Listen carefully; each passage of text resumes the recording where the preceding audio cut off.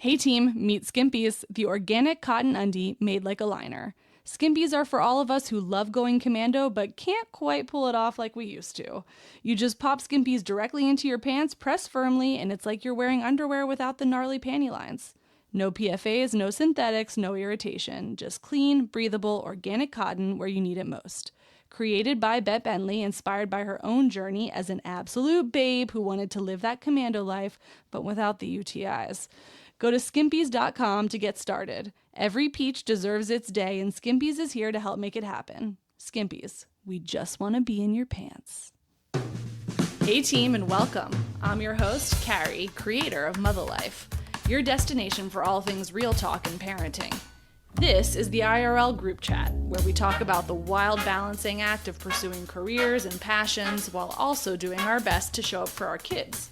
Join me every week as I sit down with some badass parents in my closet and we talk about their careers, kids, and relationships and all of the weird shit that comes up when you're trying to balance the seemingly impossible.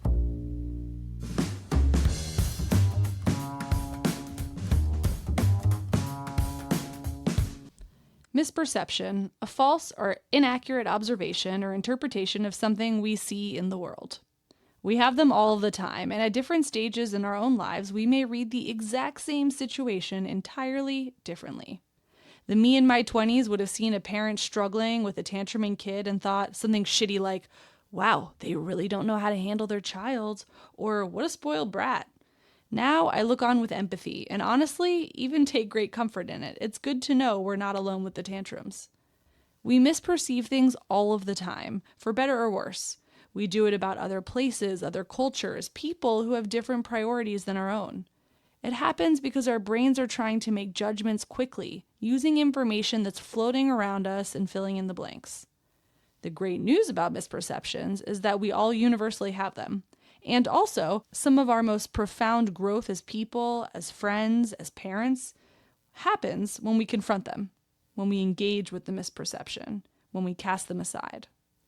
This week's guest had me thinking about misperceptions for so many reasons. For starters, her own misperceptions about the U.S. formed early on in her childhood. She then confronted them and cast them aside.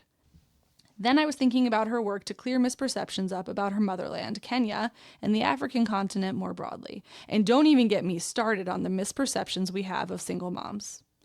Natasha Oiye is a multi-hyphenate who has lived so many chapters of her life.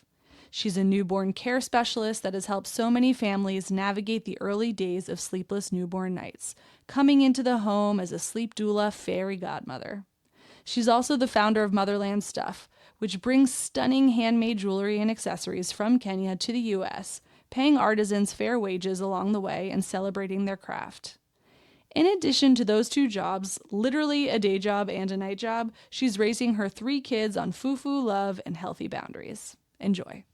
Welcome to the closet is great. Welcome to I the love closet. It. Yes. Here we are. Exactly. There's so much to talk about. You have multiple lives. Like, you've lived multiple lives.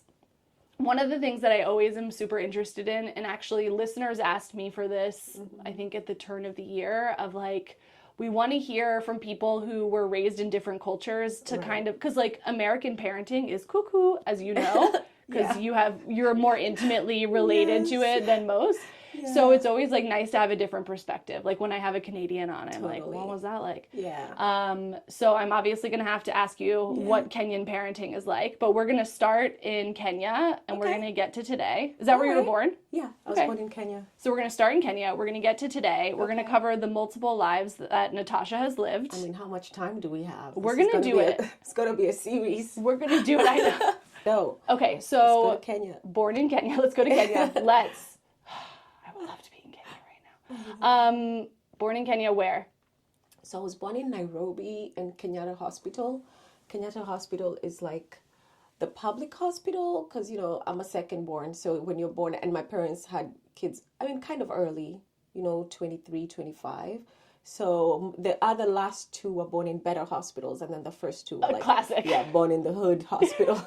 So that's how it is. But like technically my birth certificate says I was born in the village because my parents never got a birth certificate for me. Like I was just born and I went to school and everything. So not till I wanted a passport is you where were they were like, like, oh shit. all right, we need to see your where you were born. And I'm like, I was born in this hospital. And they're like, all right, go to that hospital and get a notification. I'm like, from 20, like, I think I was 19, from 19 years ago. Of course, they don't have any records.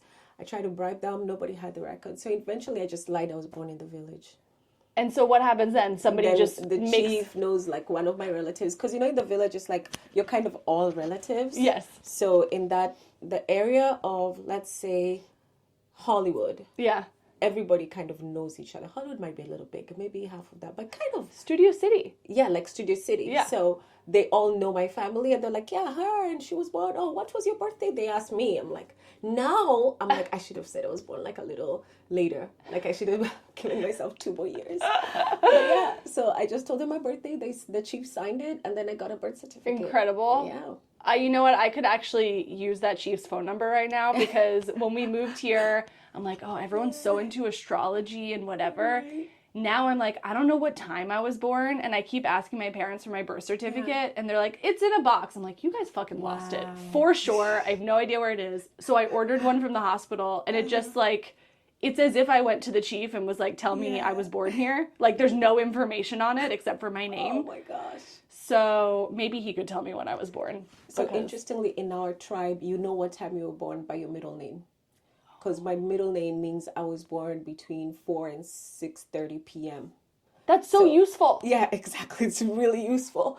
My other name, well, I was named after someone, but my other name, Alwoch, means I was born in a misty, foggy day. Ooh, auspicious. Even though I wasn't. But I think that's where my honor comes from, But I was just named after someone who was born around that time. So it's very convenient. You could date yourself. Like the fire that just happened, there's some kids who are going to be named, some names that people are going to know. Oh, you were born around that fire of 2025. Wow. Yeah. It's very poetic. It is, until everybody changed it. Now everybody's just called like David, Melissa, and Nicole. Yes. Jennifer. But we do still have very interesting names in my tribe. There's like... What tribe are you from? Luo. Oh, okay, and nice. And Luo, we're very like prideful, and we have like big egos. We're just really big personalities. So some kids are called like Lamborghini, Ferrari, there's Microsoft, Bill Gates. There's like anything like that was trending or that people liked. Yeah, there's a name. Now, not to stereotype, but Luos are also known for like their business prowess, right? There's like their business. Yeah. No, Kikuyus are known for their business Sorry, prowess. Luos. Luos are known for their intelligence. Yeah, so we are typically the scientists, professors, we're really like doctors and all of that. Mm-hmm. And okay, but you're like a little bit of a mix of things, because you're like entrepreneur plus wisdom. But if you think about it, I went to law school, so I was going to be a lawyer, like a typical Luo person. And then how did your family take it when you decided to shift gears? My mom was a lawyer. My dad died when I was 15. So, yeah. And he was pretty, like, modern. I remember in the neighborhood, he was the only dad who used to play with us. So, like, dodgeball and stuff. Or goalie. Like, any position the kids did not want to do, he would hold that down. What a dude! Neighborhood. Yeah. So, he would have been fine. And he was an architect. So, kind of artistic, but still. But he wanted to be a soccer player. And his dad was like, no, you can't be a professional soccer player. So, he became an architect. So for me, my mom was a lawyer. I went to law school. I went for the clinicals, like the attachment part of it, the internship, that's what it's called here. Hated it. It was so boring. I wanted to cry. Boring, yeah. And so I was like, I think I'm just going to go to the States on a sabbatical, and then maybe I'll come back and like venture into like family law or some other kind of law. You're like, I won't give up on it, but like this sucks for right now. Exactly. And then I gave up on it. So growing up, you are one of 4. What sort of like, how much age difference is there? 2. Oh my God. Okay. Exactly. We were born in 81, 83, 85, 87. So do you identify as a middle child? I am very much a middle child. What are your stereotypes of a middle child? What do you think that means? Middle children, misunderstood. I was labeled difficult when I was younger. I was, made to feel like I always made everything a big deal. I was also very independent. So when I said I'm moving to another country, my mom was like, yeah, you were the one who was going to move away. Of course. Yeah. So, fearless. I was totally a middle child. Big feelings, and like I'm just emotional. I used to be emotional. They used to say I have a small heart. Like if I ask you for something Yeah. and then maybe like a bite of your pizza, and then like, no. Then later you're like, here, it's okay, just take it. I'll be like, no, I don't want it anymore. Give it the first time I ask. Exactly. You're dead to me now. I don't Yeah, think that that's was a me. small heart. I think that's just a sensitive heart. Yeah, according to the Sensitive- Africans, it was small. I needed Sensitive to power. make it big. So what are some of the stereotypes? You said your dad was modern, and unfortunately he passed when you were 15, but like you had him for, a lot of your formative years. Are there stereotypes about Kenyan parenting styles the way there are about American? Oh yeah, I think all African, Indian, Arab, like all those kind of cultures have the same kind of super strict parenting. I remember some of my friends, like as soon as their dad walked in the house, they would scatter to their rooms, like all fun ended immediately kind of situation. My house was a little different. But Kenyan parenting, typically it's like you can't talk back to your parents. You can't ask for things. If you give them money, you can't ask for it back. There's like so much of a hierarchy. Yeah.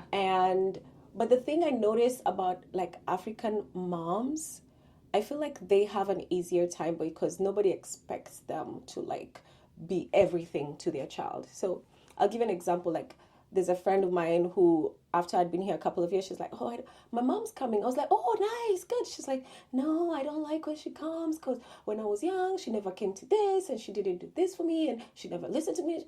And I'm listening to her, the rap sheet of her mom's crimes. And I'm like, my mom did all those things. Right. But I don't resent her. But it's because like our moms all had lives. Right. It was normal. You were not supposed to be everything to your child or your husband. Like the moms had and one individual mom could have like 4 friend groups. So there's the chama, which is all the moms maybe in the neighborhood meet up and then they all give money. So it's kind of like a merry-go-round thing. Yeah, so like a social insurance sort of thing. Yeah, like a social, kind of like a social banking. Because what happens is you give $5 every week and then it takes turns. So one of the times you're the one who's going to receive it. So if there's 12 women, you get $60. So then you keep going round and round. So there would be that one, then there would be a church one, then there would be like the school moms, then there'll be like her high school friends. So moms just like always had something going on. Plus, of course, you can afford childcare.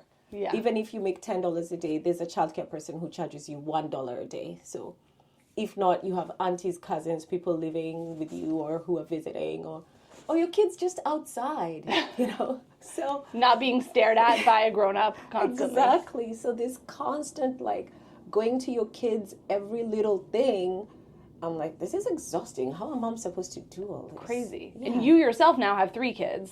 I have 3, but they're starting to get used to like, I'm not going to show up to everything. Or even the look. I'm like, all right, you get 3 looks in the next hour. Use them wisely. Hey, Mom, watch this. Yeah.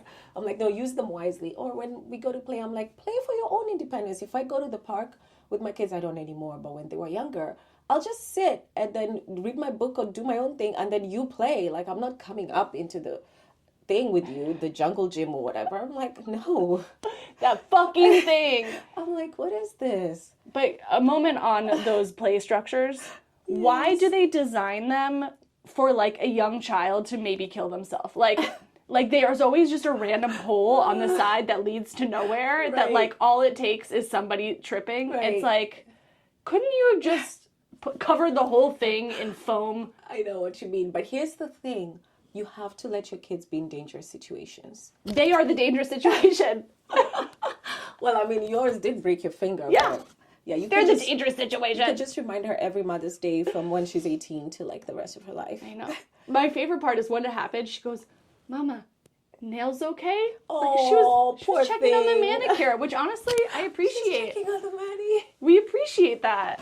Mama, One nails day she'll okay? try to fix it. Yeah. Yeah. Please I've no. had that painting my whole hand. But what's interesting about what you're saying is there's kind of both this like side that sounds strict and like very structured, like, seen, not heard, don't talk back. These are the rules. Curfew? Yeah. Curfew, whatever. Totally. And also a lot of freedom. Yeah. At the same time. Mm-hmm. Your parents left you alone all the day. So I would ride my bike. I would leave my house at 8 a.m., maybe my auntie or the nanny will look around the neighborhood around 2 p.m. to see where I am, call me to eat or something. And then if I can convince her I'm not hungry, she'll let me eat, right? If not, then I'll come back for a couple of minutes. If I can convince her I'm not hungry. Then I'll stay outside until it's dark. And even now with the way society's changed, because Nairobi has really modernized, the city I grew up in, still, like, if you live in a neighborhood, kids are still outside. Yeah. Yeah, so if you live in an apartment complex, there's a security at the gate, main gate, and then kids are still outside. So kids are outside all day. And then when you come home in the evening, then you have the structure. And I think it's much easier to accept the strictness because it's not 24/7. Right. It's not like you're constantly being suffocated by it. You have a lot of freedom. And I think that's why, like, a lot of Africans are, like, super confident people because they've handled situations since they were, 4. Yeah. And if you have a younger sibling, it's even more. Younger, yeah. Yeah. Sounds kind of nice. Now, Nairobi also has had, I think it's improved, a reputation, Nairobi, of being a little stressful. Yeah. And it is a big city. I mean, it is a proper big is. metropolis. Did you ever feel any of that growing up? I remember once this guy, I was riding my bike, of course, alone at, like, dusk. Sure. And Classic. this dude was coming to me, and then he hit me. And I fell on the ground, and he went for my bike, and I thought he was coming to rescue me, and he just stole my bike. Dick? Yeah, no, I was traumatized. It takes a special kind of person to knock a kid off their bike and then take the bike. And then take it and ride it. I was so pissed. I remember crying. I felt so... That was my first incident someone robbed me. I felt so, like, it was so unfair. I think that's the first time I felt unfairness. Yeah. And I was so mad. And I didn't even know it until I just picked myself up. I walked home. And then once I opened and my auntie's like, what happened? And then it was like, wow. Yeah, it's a tough lesson to learn. I remember somebody once stole my phone and I was like, I just kept looking for it. Because I was like, there's no way somebody stole it. Yeah, and you're like, I worked for this. And they think it's okay to just get it. But the thing with growing up in Nairobi is if you're in your neighborhood, you're good. Right. Now, when you're out of your neighborhood, you have to have situational awareness. And I'm still like that. If someone comes close to me, I'm always like, what do you want? Like, what are you looking for? It's not as bad as, like, the U.S. Embassy makes it sound. Because the travel advisories against it are always like, and I'm like, New York's more dangerous. For sure. Yeah. Especially Times Square. But you just also have to know where you're going. You can't just walk everywhere. It's true. There's, like, River Road, like, those places. Yeah. You go in 2s or 3s and only if you must. Now, how often, what type of neighborhood did you grow up in? So I always tell my kids, like, I was a rich girl growing up. I'm like, I'm not used to the stress and poverty and things like that. Well, I wasn't, like, rich, but we were comfortably middle class. Like, I went to a private school. We had one car because my mom never wanted to drive.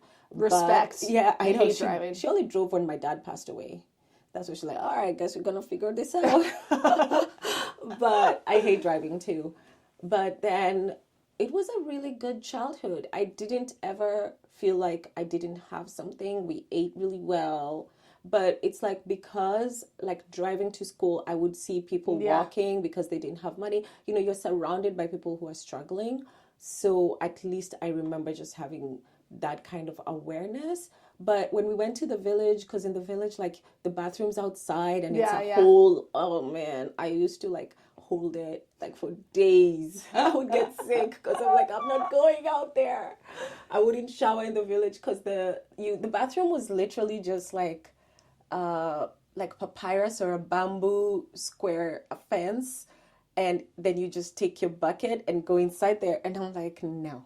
Yeah. And then my grandma would be like, you have to use soap as lotion. So you take a bar of soap after you've showered and you're wet. Yeah. You take a bar of soap and you use it to apply on yourself, but you let it dry on you to keep away snakes. Okay, cool. So yeah, I had to be forced to go to the village. Yeah, I mean, you're not really selling it, Grandma. Exactly. Gotta say. She's like, and my grandma was scary. My dad's mom. Ooh. Like strict, scary? Yes, so strict. Like I don't think I ever saw stare? her smile. Ooh. Yeah, I never saw her smile, like, ever. I think she only spoke to me individually, like, one-on-one when I was 14. It's the first time I had a conversation with her. But my grandma, my mom's side, she was different. She was, like, super warm and, very, very sweet, friendly, but very strict too. Like, you're not going to sleep past like 5 a.m. She's very hardworking. Yeah. She had her own restaurant. And she always used to be so bothered that I was skinny. So anytime she came to the city, she would try to feed me. Yeah. Yeah, she would force feed me for the 3 days she was there. Do you have favorite foods from growing up? Yeah, all the foods I hated when I was young, I love now. Like pilau? I love pilau. That's but a very I eat good fufu or ugali like all the time. Classic. Also, I got married to a Congolese guy and they eat a lot of fufu, which is different from ugali. But to people here, it's the same thing. So I don't really differentiate. Just for context, we're talking about like a starchy thing that it usually gets dipped in a soup or a stew and you're eating it with your hands and it like feels really warm. I usually, like my mission, I usually say I'm the fufu missionary. Like I'm the evangelist. If you have never tried it and you're my friend, you're going to try it because Do you hear that, guys? I usually do Text it. Natasha if you know her. Exactly. Text me. Let me know. Follow me. You'll see me cooking it like all the time. It's such a workout. And then it's the experience of it because it's how you get it and then you dip it and then you do. And I feel like there's a skill that because you know West Africa they also have other kinds of swallows which are kind of similar, but always like I can't because like I'm not. You take it. You make it like a ball. You put a hole in it. That hole is like your little pot. And then the fufu is like your spoon for the stew. We might have to make you do a tutorial and post it on the show notes for everybody. It is so impressive. Okay, so it sounds like through growing up, you did, like, were you into pop culture? Like, what made you want to come to the U.S.? I was very into hip-hop. I remember loving Tupac, and the day he died at school, the whole afternoon everybody was buzzing about it. Oh, I thought I would be a rapper. I remember calling a radio show once with my rhymes. They didn't even pick up. Wait, did you have a rapping name? No. You were just going to go by Natasha? I know, I should. I mean, everybody called me Tish, though. Tish. I mean, I was called my African name, Alwoj, till I was in the 8th grade. Okay. That's when somehow, I don't know if it's because I went to a new school, people now started using my English name, but up to that time, like my younger friends from my neighborhood I grew up in still call you Alwoj. Still call me Alwoj. That's how I know, like, when in life you met me, I was Alwoj. Then from that time, I was Tish, which is short for Natasha, until, so high school, I was Tish. Then after that, when I started working, I was Natasha. Natasha. You know what? Tish could be a rapper name, though. Yeah, like you could make Tish. that Little Tish. Yeah, you can make that work. Or Big Tish. Who knows? Well, Skinny Tish. It sounds like, according to your grandma. I mean, not anymore, but that was good when it lasted. But yeah, I loved pop culture. I came here by mistake. I never liked Americans. Sure. Because nobody likes Americans out there, and it's famously just, not. Yeah, and it's just how do you call it? Like when you see misperception, it's just like a figured perception of what Americans are.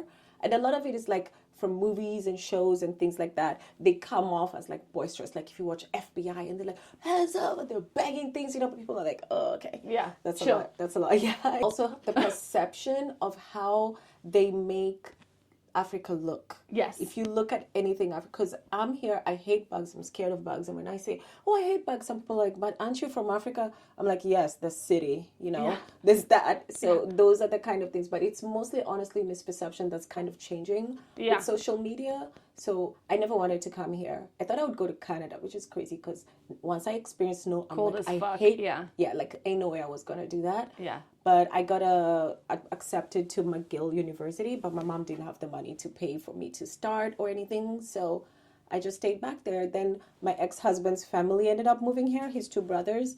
And then he's like, his mom died. He's like, well, I can't be in here in Kenya all by myself. Like, I really want to go to my brothers. I was like, cool, let's take a year.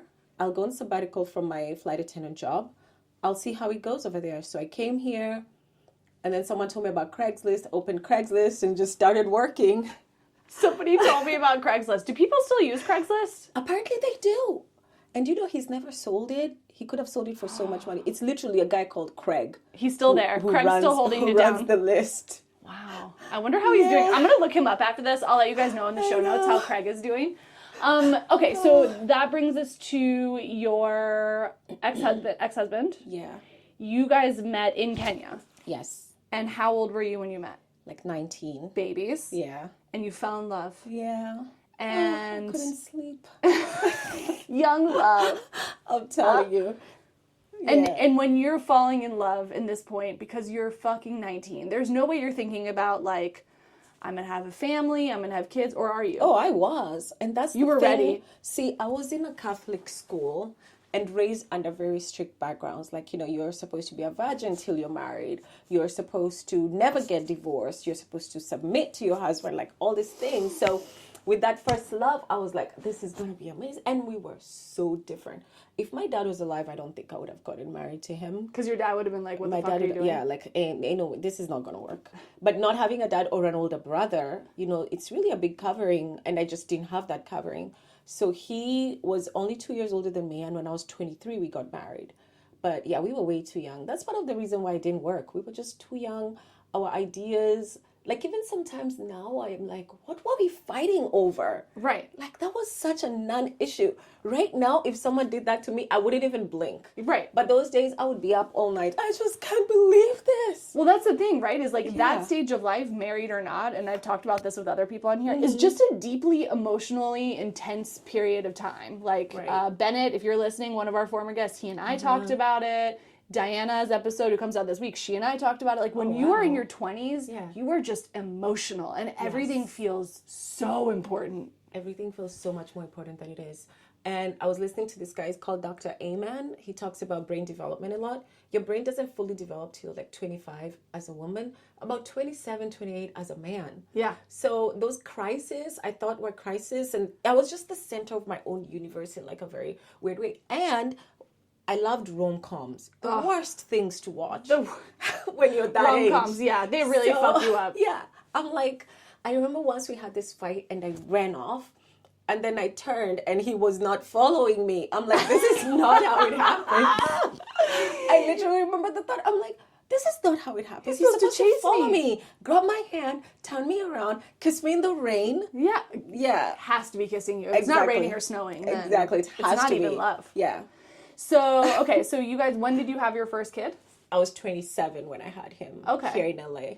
So you're here, misperceptions have been cast aside about living here. Not yet, really. That first year, I was just like, just kind of trying to fit in, trying to understand society. Because I was a flight attendant, I'd already been to London a lot and China and all of that. So it's not like, and also because I read a lot. Yeah. So that really helped me to like, I knew Starbucks, I knew these things already.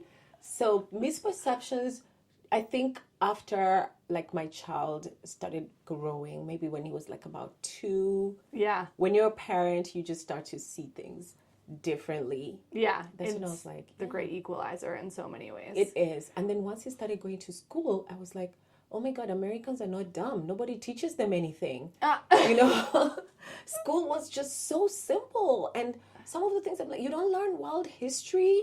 I remember watching the news and it was like only the things that happened like in Studio City. Like a cat was rescued. Someone is being interviewed about the flood. Like not even the flood, like a little porthole in the road. Yeah. But, in Kenya and in Europe, it's a worldwide news thing. Yeah. So I came here. It's a really good point. Exactly. He went to school and I'm like, nobody's teaching him about what happened with Britain, about colonies, about like at what age slavery. Are you starting to say what age? That was much later. Okay. That was I remember when he was I in just kindergarten. imagine he's like 3 years old. He's coming home and you're like, you haven't learned about colonization yet in the British Empire? I know. Fuck. Well, I mean, he was the first. You know how you always think the first, you're like, all right, this is my blank canvas. Yes. I'm going to create the next genius. Yeah. Yeah, but I think it was when he was in kinder and he came home with this like little, they used to have little kind of like booklets they would bring home to talk about Thanksgiving. And they were like, so the natives invited the pilgrims for a party and that's why Thanksgiving started. And I was like, is this legal? Like they really like lied to you like this? Because in Kenya, we are just taught the truth. Yeah. And everybody just deals with the truth. And then it's not even a big deal. Yeah. But here, everything is a big deal because since it's covered, so people have to try and uncover it themselves. And it becomes this It's like, whole oh, wait, thing. I've been lied to my whole life. Yeah, so I was like, okay, sit down. We got to have a This talk. is not what Thanksgiving is. Yeah. And then he goes to school and tells all of his friends. It's like, Yes. fuck, Natasha. I know. Yeah, that was crazy. But that's how I started learning, like, wow, okay, they really are not told, like, anything that happened shit. about the civil rights movement. I mean, even now that he's a freshman in college, well, it's kind of the school he goes to, they kind of have that because I've sought that kind of education. But yeah, like he doesn't know like the capital city of Nigeria. But in Kenya, we had to know the capital city of everywhere. Shout out Abuja. Oh, okay. I've spent a lot of time there. That's one I've spent more time in Abuja than I have in Nairobi, I think. Oh, wow. I mean, even if you said Lagos, I would be kind of impressed because at least you know. But like you'll see people on social on those reels where they're like, so can you say 5 African countries? And they're like, Jamaica. Oh, God. I'm like, oh, I will show you when we leave if there isn't somebody occupying the room. So there's this book called Giraffes Can't Dance. Are you familiar with this book? I love Giraffes Can Dance. But I have one bone to pick with that book. Every year in Africa, they hold a jungle dance. Yeah. So if you see our book, I have a permanent marker and I've crossed it out and put Botswana. Yeah, just because it's like where in Africa's not a Africa? country. Yeah. So I've just decided it's Botswana. But like, we're constantly doing stuff like that because it just feels weird. Once you have the exposure, it feels strange to just say Africa. And it's so offensive to Africans when someone is like, which has happened to me before, well-meaning 80-year-old, it's always the octogenarians, and she's like, oh, you're from Kenya. Oh, amazing. I have a lovely friend from Liberia. I'm like, lady. I'm like, I almost want to say, I have an amazing friend in New York. Do you know her? Yeah. Or like I was in Namibia and there was something going on in, I don't know, I think it was Somalia, something. And I got a text being like, are you okay? And I'm like, yep. It's those kind of things. And it's, we know everything about America. So it's up to Americans to also start to know more about the world. And then, in Europe, especially Germany, when I was a flight attendant, you turn on the TV and it's like hungry African kids, probably Somali or Ethiopian, with like flies and snot. I don't know if they actually put those, because Africans like to be clean. Yeah. So I don't know if they put that for the effect. And I'm like, why don't you feed the kid if he's so hungry and you're just taking a video of him? Poverty porn. Yes, that's what it is. Now, when you were a flight attendant, was that job because you just wanted to see the world? It was the only job that hired me, that paid money. I really needed work.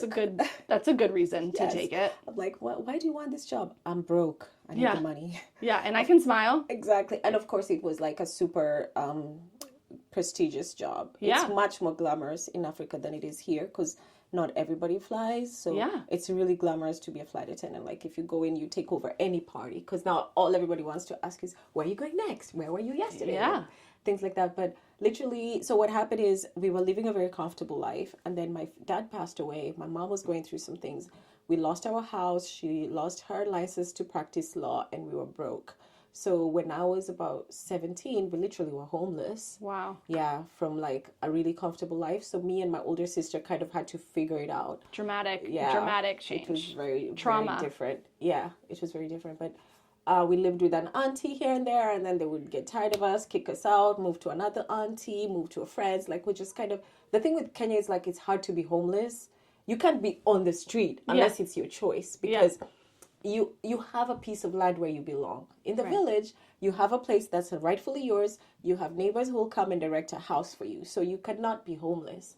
But in the city, you would just move from relative to relative. So it's not like we were in the street. And then eventually I started working for like the Intercontinental Hotel in customer service. And then I got the flight attendant job. The minimum age was 21. And I applied like 4 days before my birthday is when they announced it. So by the time my birthday came and the interview came, I was 21. That's why I was looking for my passport so desperately. Luckily, you didn't age yourself down, or else you wouldn't have gotten that job. I think, there you go. No wonder I didn't age myself Silver down. lining. Yeah, that's why I didn't age myself down. Wow. Okay, so you're traveling all over the world. You're married or dating? I was dating in the beginning, then got married, like somewhere in between. And then you have your first child after you move here. Mm-hmm. And what were you doing for work at that time? What was Craigslist helping you to realize? Yeah, Craigslist, the first thing I realized, like, work is not that hard because the story in Kenya was like, if you come to America, you're going to wash so many dishes, you're going to do so much manual labor. They don't care if you're a doctor, they don't care if you're a lawyer, you're going to like be mistreated, you're going to do like bad jobs. And then I got here, I got a job as a dishwasher, and then my client would come, my boss would come, and she owned like a catering company, and we would like work in Beverly Hills and like super exclusive celebrity spots and parties. And she would come to the kitchen, Natasha, you okay? You all right? Thank you so much for it. I'm like, she's thanking me, but she's paying me. Like, and I remember my first time after my first weekend, she was like, all right, give me your address. We'll send you a check in the mail. And I was like, that's it. I was scammed. Right. There's no way she's just voluntarily going to send me my check. And she used to. I was so surprised the first few times. Because in Kenya, sad. That's not happening. So I'll be like, it was lost. So she, you know, you had some good bosses. You're kind of doing whatever jobs come to you. Right. At what point, so you have your son. Let's talk about that. Yeah. Was there anything surprising to you when you became a mom? Or was this just like, I've seen people do this a million times, here I am? It was very surprising because I didn't even know it was hard. I mean, I knew it was hard from like the movies, but I was picturing us dressed in matching outfits, you know. I had like he'll be laying next to me. The pictures would be so cute. Like I just had this, it was going to be cute. I didn't even know like after you have a baby that you still have like a cycle. Like you have to bleed for a few days. Oh, yeah. I did not know that. A few days, it feels like a fucking million years. I know, it felt like forever. Yeah. I didn't know that. I had a C-section, but my mom had 4. She never complained. So I didn't even think it was going to be as much as it was. I was like, this is really hard. And then with the trying to get him to sleep, I had already like had some experience with my cousins because by the time I was 11, we went to visit my aunt. She had my cousin. I was just like, go ahead, give him a bath. Put him in a bath. Like, she just trusted us, you know? So I wasn't, like, afraid of holding the baby, but I just didn't expect to be so tired all the time. And I was just LOL. like, yeah, because in Kenya, people want to come and hold your baby. Right. And here I've noticed something new with, like, being a newborn care specialist or a doula. People are chasing away their village. You know, it was different for me because I had no one here. Yeah. But like if a friend came or whatever, I would let them hold the baby and I would sleep. But now people have this thing where I don't want anyone visiting the baby for the first 6 weeks because we have to bond. But I'm like, you need that village. Like, start to invite them. Let them take. Oh, I thought that was about germs. Weren't people worried about germs? Now it's like a little bit of germs and a little bit of like family bonding time. Yeah. And I'm like, you're going to be bonus tired. Yeah. Let them come. And also realizing that in 2 years from now, when your child's 2 or 3, those people are going to be an important part of their life. You're not going to be everything for your child. Yeah. Your child's going to have a relationship with your mother-in-law, your in-laws, your grandma, your mother, your sister that you hate. All those people are going to matter to your kid, whether you want it or not. And so it's like, let them just start to have their relationship early. I didn't have that though, but like I would have like a friend come or something. But from like doing dishes, I got promoted. I became like a sous chef for the same lady. It was mostly weekend jobs, so I had most of the week. Then I started doing like some house cleaning. Then when we were doing the dishwasher job, we would go to some of the same homes, and I started to know those people. So when their nanny left, because I was friends with their babies and their kids, I moved into nannying for them. Then when they had a newborn, I moved into doula. And then after I started doulaing and I was working at night, I'm like, oh, this is it. I'll never work days again because nights allowed me to go to school. I went to Cal State Long Beach. I was able to spend time with my kid during the day, go to the bank, go to things where they were open. When are you sleeping though? Those days, I used to say I'll sleep when I'm dead. Now, since I feel like I'm half dead, now I sleep. My God. Yeah, but I do sleep, but those days I didn't sleep too much. But you know, you do get to rest. Like if you have a baby who's having a 6-hour stretch of sleep, you will get like an hour or 2. Then you get home, you get another maybe 4 hours. Then before you go to work, you get another hour or 2. So it's just fragmented. But because I had been a flight attendant, I was already used to that. Oh, yeah. So you had sleep trained yourself. Yeah, I haven't slept for the last 21 years. Oh my God.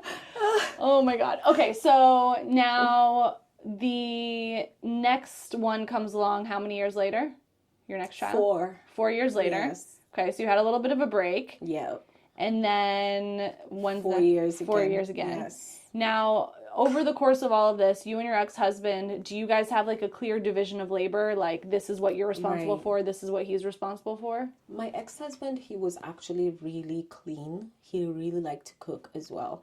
He just didn't want to be out there looking for work. And that used to really frustrate me because he was a musician, he was an artist, and that's what he liked to do. Yeah. But when he got here, when they were in Kenya, they had a great music career. But when he got here, him and his brothers had to do different things. And that was a really hard transition for him. Yeah. And I think that's where the marriage started to fall apart because I adjusted really quickly. That was just my nature. I was like, all right, this is what we're doing now. I'm washing these dishes with a lot of joy and pride. You know, I'm like, when my money goes in the bank, it's not dishwashing money or it's just money, bank baby. money. It's just money. But he would be like, and he was really good with kids. So he would like, him and my older son, really was taking care of him all day. And I would get home, be with him when I could, but most of the time he was just with his dad. Yeah. And then, so we did divorce after my second son. That's when we had our divorce. And then I got engaged to another Kenyan. I thought it would really work out because he was older. And I was like, oh, older man. Yeah, he knows exactly what he wants and everything is honest. I was still naive. Yeah. I was still naive. And I'm like, wow, old men lie too. Yeah. Turns out they're just human. I know. Oh my goodness. Okay, so you part ways. And also with your first husband, it's you guys are also both contending with like being grown up, raised with like a lot of cultural expectations for both of you, like what a woman's supposed to do, what a man's supposed to do.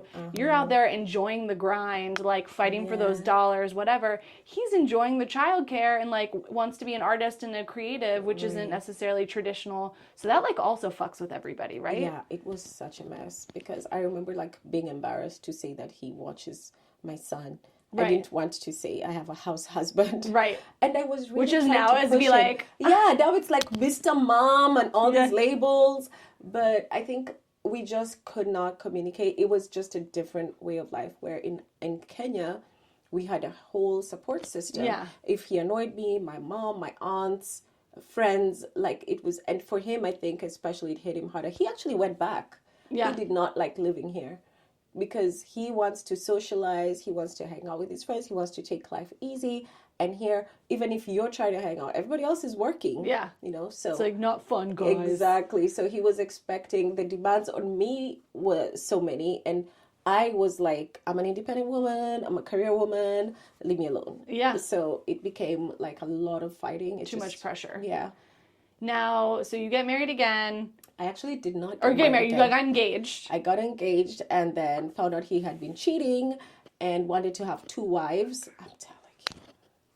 Wanted to have 2 wives. He was like, the other woman has already agreed. It's just you. I'm like, oh. But I was already pregnant with my daughter. And then that time I'm like, oh, how am I going to do it? Like, this is going to be impossible. Having 3 kids in America by myself. Yeah. And I just really did not want to be that statistic because typically Black women, you have 2 baby daddies. You know, you're looked at in a certain way. Right. And I hated that. So I wore a wedding ring for like 3 years when I was already like not married just to defeat that stereotype. And I used to have someone like ask my kids like, where's your dad? Or like ask me, are you going to have any more? As if we're like on welfare or something. Right. Yeah. Fuck. And yet my friend who's Caucasian, who has 5 kids, she has 2 of her own and then she adopted 3 more. God bless. I was like, yeah, I know, Gina, she's an angel. And built like her house pretty much from scratch. Like she did a whole addition. Okay, Gina. And all that, yeah. She's a boss. So I'm like, Gina, do you ever get these questions? And she's like, no. I'm like, 2 of your kids are Latino, 1 is Black, and 2 are white. And nobody asking where the dads are. But me... I have all these questions I'm being asked of my kids who look the same. It was insane. Insane. Yeah. Did you feel like when they entered school, and the reason why I ask is because another friend has mentioned this, who's also a single Black mom, that making friends with the other moms, sometimes like, especially entering a new school, did that phase you at all? Was it hard? Was it easy to make friends? I know you have some badass, awesome friends, so I feel like you've probably figured out how to navigate it. Yeah, I made friends a lot when I was... My kinder mom friends, actually, are most of my friends. Jamie was one of my friends. Shout out Jamie Makeup. Exactly. We met in the lot at kindergarten where we used to stand there nervous until they go in, and now I'm like... I dropped them at the carpool lane. I'm like, get out! Leave! Exactly. I could see you two hitting it off in the line outside. But I'm like super friendly and I'm just like who I am. If you like me, you like me. If you don't like me, move on. I'm not, So it was really easy. It's always been really easy for me to like blend in with people. I've never had like shyness. So maybe, but also the school we went to, shout out Encino Charter Elementary. It's in a really good neighborhood, but it has some really humble, nice people. Yeah. So I never ever felt that way. Amazing. Which is amazing. Amazing. Yeah. Now, you're the doula-ing aspect of all of this. So you kind of like fell into it a little bit. Yeah, it chose me. And then you realize this lifestyle works for you. You love the kids. You can figure this out. What are one of the listener questions was, because I always ask people, like, is there anything you want to know? Yes. Bring it on. What, like, were there like certifications you had to do? Like, how does it work to sort of really enter that space? Right. So because my first job, they had already taken me on as a nanny, and then I started working for them as a doula. From there, she just referred me to the next person. I stopped being their nanny because as my kid grew and they needed less hours, I just needed something with more hours. So they're like, just be the doula, come at night. You're doing the same thing during the day that you do at night. I'm like, cool. I started with them. And then after that, they just referred me to the next person and the next person. So I didn't actually need certification until I had been like 2 years in the game, when I was like, all right, I need to look for work now. Yeah. I don't have a client or anything. That's when I got like an online course I did, got a certification. Then I did my CPR and all those, which I always renew. But I didn't really need it because it just comes so intuitively for me. I'm literally the baby whisperer. Like, I don't struggle with it. And I think my type A low personality, where I'm very detailed, allows me to like really fragment it. So I move out of jobs really quickly. Yeah. I miss the babies, obviously. Like, I still see them. Like, I still see the 5-year-olds, 10-year-olds. It's crazy. Yeah, I'm always in touch with them. But it just, I was able to just like fall into it and keep going. And even times I'll be like, I think I'm going to stop doing because I need to rest. And then someone will call me and I'm like, the baby needs me. I can me. help them so fast. Right. Talk about a job I didn't know existed before I had children. So I had no idea. And then we were in New York, and I then had kind of like heard of people, like celebrities doing this. I didn't realize that like lots of people get this kind of help. I thought it was just something that famous people did. Right. And then we were like 10 days into my son being here, and it's during the pandemic and whatever. And I was just like, oh my God, like we need some sort of help. Yeah. Like immediately in Avalon, if you're listening, God bless you. This woman, like her job fell through. She showed up. I don't even remember. I think we found her on a Facebook group. And it is the weirdest feeling in the world to hand over your fresh baby to someone and then go to sleep. It is the weirdest thing the first time you do it. But she taught us, like, we didn't know how to give him a bath. She taught us how to bathe him. Yeah. She taught us, like, how to properly burp him, how to make him comfortable, how to deal. There were so many things just about, like, educating us as parents that we didn't know. And, like, I love my mom, and she's an amazing grandmother. Yeah. And also, it's a really fucking long time ago that she had kids. Exactly. So, and she has her own ideas. Right. And so it was just like... Plus, you're not going to tell your mom, I don't want that. Could we do this a different way? Yeah. But you can tell your doula, I want this done this way. And she's not going to argue with you. Like, and if she does, you know, that's not the right person for you. But typically what it is, I always tell moms, just remember if you were in the 50s and you had your baby in the 50s or 40s, even in America, you wouldn't be doing this by yourself.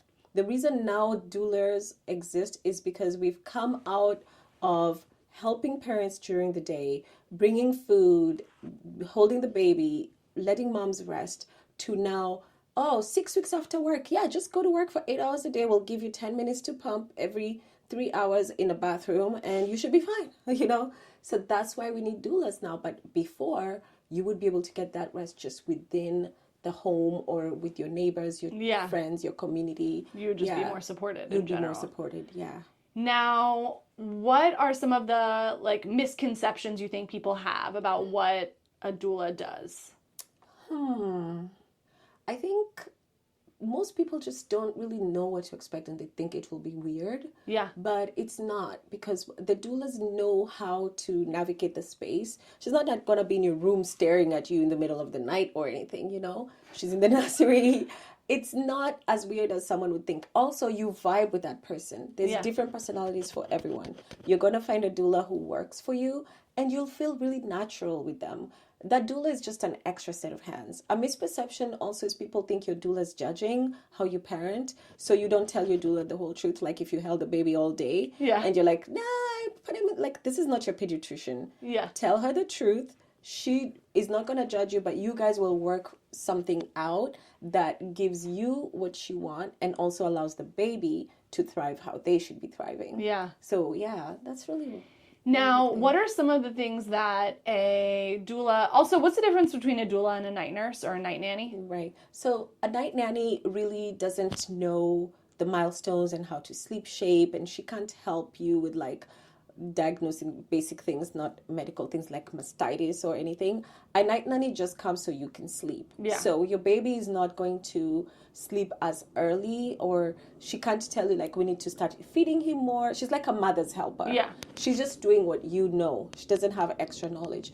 A night nurse is a term that has just kind of faded, because when people started calling people night nurses and baby nurses, it's because they used to be actually nursing. You could take your baby to a wet nurse and she's going to feed your baby. She's going to nurse your baby. Right. That's where the nurse came from. Okay. Yes. I always thought it was like a medical nurse. Yeah, it's it like got a boob nurse. confusing because of that. So Okay. people now will think you're an actual RN, like you're a nurse. Yeah. And you're not a medical nurse. So that's why now we don't use night nurse. A lot of people still use it, but like night nurse, baby nurse, it can confuse moms. Yeah, and totally. a lot of people wear scrubs. I typically don't wear scrubs to work, because I just want them to just feel like I'm just an extension of the family. Yeah. But then if you're telling people I'm a night nurse, I'm a baby nurse, and you're going to work in scrubs, then there can be it's some very confusion confusing. about But scrubs are great when you can, because you know, at least you have the parent knowing for sure, like you are not just out in the street all You're day in with safe your hands, clothes. yeah.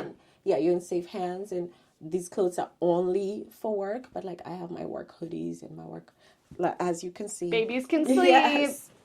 Okay. like that. And then now, what are some of the things as a doula you show up? And this is probably of interest for two sets of listeners. One, somebody who's never had this sort of support before. Right. And two, maybe somebody who's considering getting it.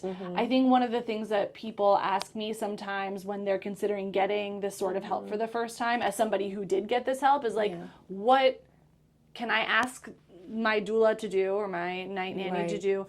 And what can I ask them to do? And what are they doing when the baby's sleeping? Those are like I feel like the two most common questions I get. So it's usually everything baby related.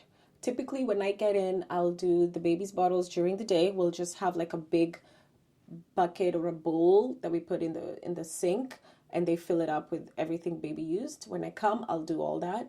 The pump parts for the mom, I'll wash them, take them to the mom. When she's done pumping, she doesn't have to leave her bed. Just leave them on the nightstand. I'll sneak in, get them, and go clean up, put them away, all that. Baby laundry. Typically at the night, I can't like start removing the things that the baby's too small for, like super organizing. Because for sleep, it needs to be a quiet, dark room. Yeah. But your doula is going to rest. Now, it's not sleeping, because sometimes some parents have complained she was so asleep that she couldn't hear the baby crying or something like that. That's wrong, and you should be fired for that. But typically, it's either on a recliner or you get like a portable mattress. Some houses even have a bed for the doula, so you'll rest up while the baby's asleep. And then you bring the baby for feedings to the mom if she's breastfeeding. But mostly the moms will breastfeed only a little, and then they'll give you the baby, because that's going to help them to actually sleep. And then they'll pump and you'll do all the feedings. So diaper changes, typically everything a baby needs at night, and also baby duties. Sometimes if a doula is coming early, the mom's awake, she can make tea. Or if the mom wants something like lactation balls or anything that you can make. Some moms will want like a soup. You can also do that, but it's not everybody who does that. It's more specifically doulas. Yeah. And newborn care specialists will not do some of those tasks, like more mom related. But there's a fluidity. It's upon the two of you before.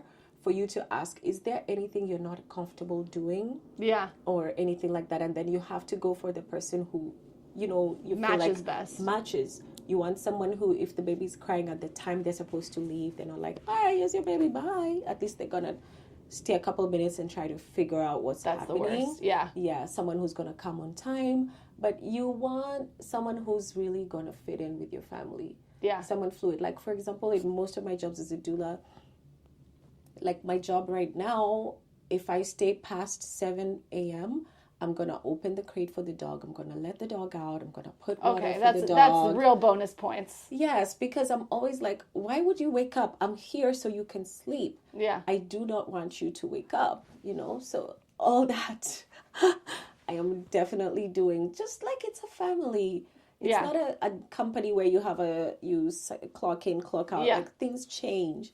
And usually if someone's not like, oh, clean out my pantry and do all that, anything that's just simple. Within reason, yeah. Within reason, the doula is just there to make your life easier. Wow. Now, you also kind of see the real intimate guts of postpartum life. Yes. Women and birthing people in tears. Yes. The tension between a couple when a newborn is here and everyone's tired. Do you ever feel like sometimes part of your job is like part therapist? Sometimes. That's like my main job. And it works really well because I have a non-judgmental spirit. I never look surprised at anything. And also, like, I really mind my business. So someone will be like, oh, I'm so sorry you had to hear all that fighting yesterday. And I'm like, what fighting? Yeah. I didn't even hear you guys. Yeah. But yeah, you have to be like a therapist. This mom doesn't, and even if it's a second time, because I've had some moms have gone back for 2, 3 babies, it's still always different and it's still always stressful. So many tears. And I always assure them, like, listen, you're not the first person I've seen cry. A lot of women cry at this stage. And you're not going to remember all of this in a few years. So don't even worry about it. Like, just be in the moment. Just survive it. Yes, but it's always just kind of listening and understanding what do they want. If it's, because people are different. There are some people who, when they cry, they don't want to be talked to. Yeah. They just want you to leave them alone, tell them tomorrow or never. And there's some people who like want to like sit with you and vent. So, you're just there for whichever. I bet you're a really good friend. You have like the real core skill sets to be a really good friend. Letting out a dog and gauging what kind of crier somebody is, that's like high value friendship. Now, with your own kids, you've got 3 kids, one of whom is in college. No. Freshman in high school. Oh, I thought you said college. No, I just said freshman. Oh my God. I almost had a panic attack. Okay. One day he will be in college. Thank God. I'm not too far. Really, am I like 4 years away? You're really not I was trying far. to convince him, like, go to UCLA. I promise I'll not visit you. He looked at me, he's like, Mom. Yeah, I don't even believe that. I promise none of us will show up. Just go to UCLA or CSUN. Yeah, right nobody believes you, Yeah. Natasha. So you've got these 3 kids, oldest of whom is a freshman in high school. Yeah. And you grew up with like kind of this blend of parenting styles, it sounds like, because it sounds like your dad maybe didn't love that his mom was so strict and cold and was a little bit more fun and fancy free himself. You had your mom. What's your sort of brand of parenting for your kids now? I'm a parent who I have a very strict square. That's how I describe it. Very strict square with boundaries that do not shift. But inside that square, so much freedom. That's how I parent, and it works really well. There's a book I read by this French, was she French or she was American living in France? Bring Up Bébé? Bring Up Bébé. And classic. I was like, that's me. I read it after I had babies. And I was like, that's really me. Literally, as long as, like, I have a strict rule, like, no sleepovers. You can only sleep over at, like, a very limited amount of people that I know. But apart from that, like, when you're at that sleepover, I do not want pictures. I don't care what you guys are doing. If I have my kid with someone, I don't trust them. Yeah, I'm not asking you for pictures, or I'm not asking you questions. I'm not giving you a list. Before bed, she needs these 5 things, and no, I'm not doing any of that. But you have to be in my circle. With the kids, they know, like, I don't play with, like, you have to do your chores. I mean, you have like one chore, honestly. So you have to do your, like, the older one has dishes. He has like 3 dishes. He has to either load or unload. The 2 of them like change every month. And that's their thing. I was just like, I need the dishes loaded and unloaded. And then they decided, I'll take a whole month of loading, a whole month of unloading. So whenever the month changes, there's one person who's celebrating. They love to unload more than to load. Yeah, of course. Oh, it takes me like 3 minutes to Actually, load the I don't dishwasher. know. Yeah, they love to. No, I think I like to I load. hate unloading. You have to But like... kids get grossed out easily, so they're probably They like, do. "Ugh." Yeah. Yeah. And then another thing with that is like the person who loads the dishwasher never cleans the sink. I'll clean the sink. I could be insisting, but like because all I want is the dishes put away, then you still have some freedom in how you do that. But so the older one does that, and then he has to do his laundry and trash. He has to make sure the trash goes into the street on Tuesday night. Great. So that's what he does. The middle one, he has more chores because my older one plays so much basketball. Yeah. So it's like he's being productive anyway. So I just let him. My middle one loves to cook. So he'll cook for us typically, sometimes maybe 2 or 3 times a week. Yeah, he's really good at that. Then he'll do his part of the dishes. His brother has to remind him about the trash. He's not good at remembering that. So if the trash is not out, my middle one is not in trouble. It's the older one who is in trouble. Because he's the general. He has to tell them exactly. He's owning the mental load of the Yes, trash. exactly. Mm-hmm. Wow. So it's always his fault if nothing is done. And then my daughter doesn't really have that many chores. She's pretty She's organized. 7, right? Yeah, she's 7. Yeah, But at 7, the boys had more chores than she does. So it's only kind of when I remember to give her chores that she has. Sure. But mostly I'm always just telling the boys, ask her. And she loves to like clean and things like that. So it's like, I'm like a mirror, you know, I just kind of bounce off your energy. If you have, the more well you do things, the more trust you get, the longer the leash. And then if you're someone who I have to really rein in, then you have a shorter leash. So that's just how it Sounds works. exhausting.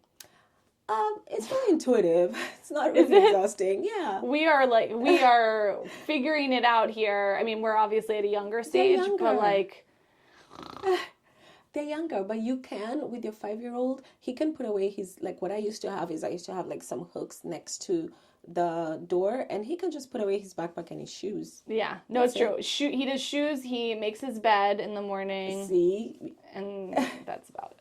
Yeah, it's just age appropriate. And we're working on clearing the table after dinner. That's the new one. Oh, I'm still working on that with my 7-year-old. I'm always like, this is not a restaurant. Yeah. And then at times I'm like, where's my tip? Do you know what he said to me this morning? I asked him, my daughter was asking for, like, Mommy, will you get me this blanket out of the basket? She couldn't pull it out. Right. And I said, can you help her? Yeah. And he goes, I'm not your servant. Because I say that to him all the time. If you can do it yourself, you need to do it yourself. I'm not your servant.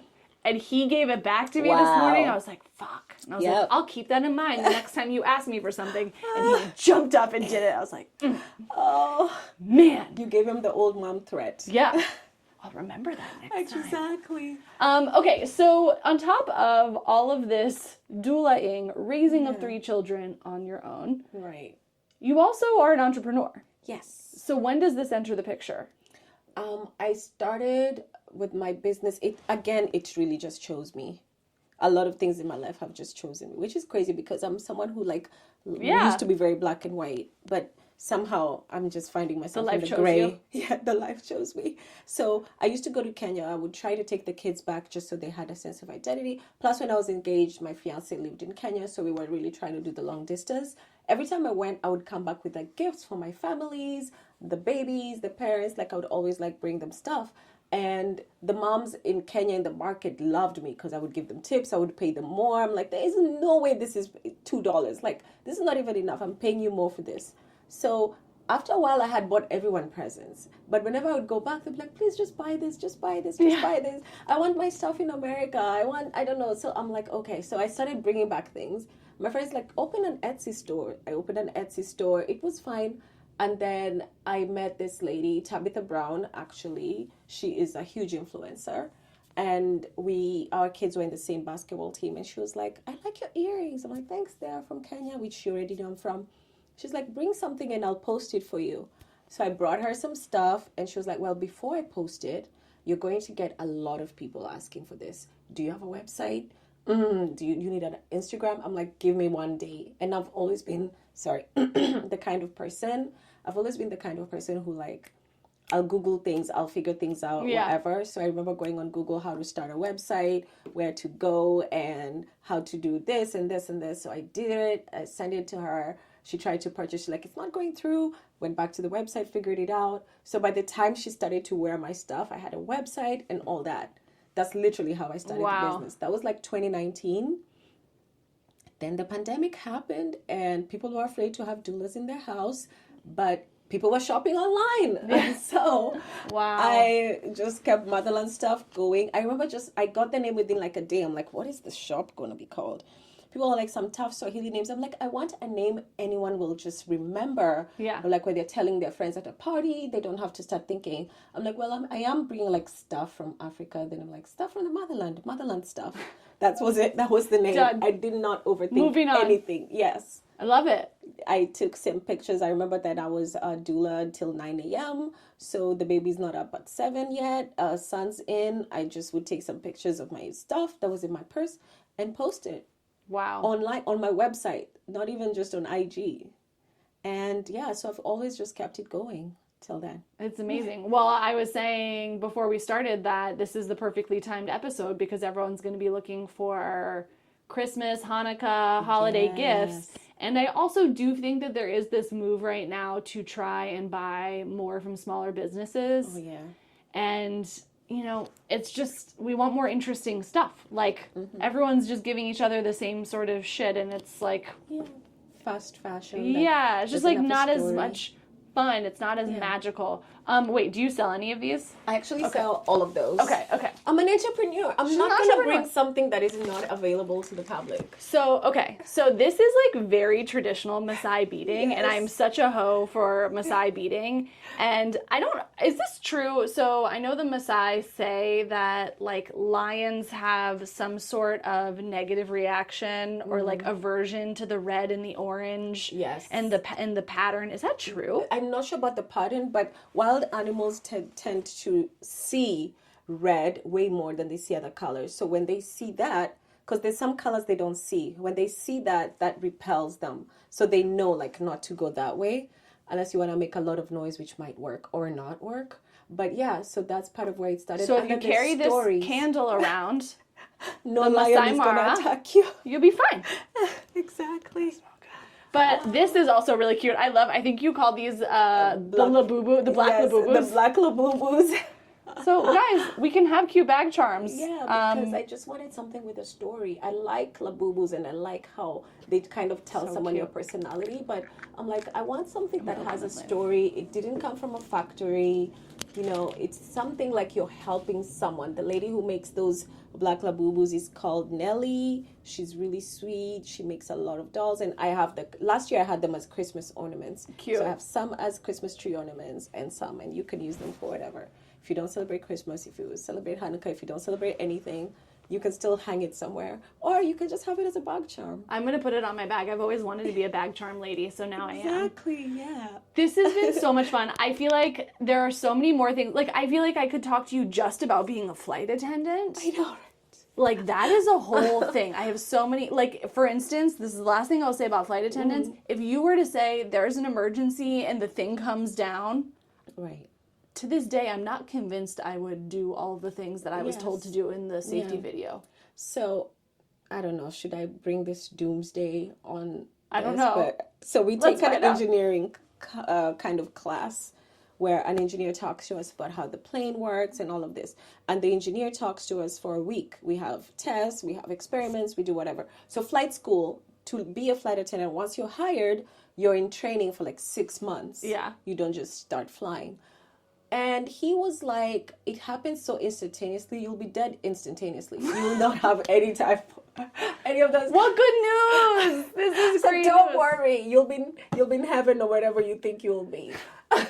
You know but what? that's what he was telling us, like, unless it's like a minor decompression of which you do have enough time by the time it comes down to 10,000 feet. You'll be okay even if you didn't figure it out. You'll be able to breathe. But if it's an actual emergency, it happens in a couple of seconds. You won't even feel it. It'll just be straight, oh, I'm somewhere else. Straight from the mouth of Lil Tish herself. Little Tish. Dropping bars on the ephemeral nature of reality and life as we know it. Yeah. Don't worry about the mask dropping down. Yeah. This has been such a treat. It's been so much fun. me. I'm going to put lots of stuff in the show notes for people to check out. And just remember, guys, babies can sleep. Babies can't sleep. is wonderful. Thank you. Team, I need your help. If you love it here, please like and leave a review on your favorite podcast platform. Subscribe to the Substack for full access to this episode's show notes and join the discussion. And of course, follow me on Instagram at mutha, mutha.life for a daily look at all things mother. Thanks for listening. Be sure to tune in next week for another Chat in the Closet. This podcast was produced by Mother Life, music by Ronan Landa. See you next time.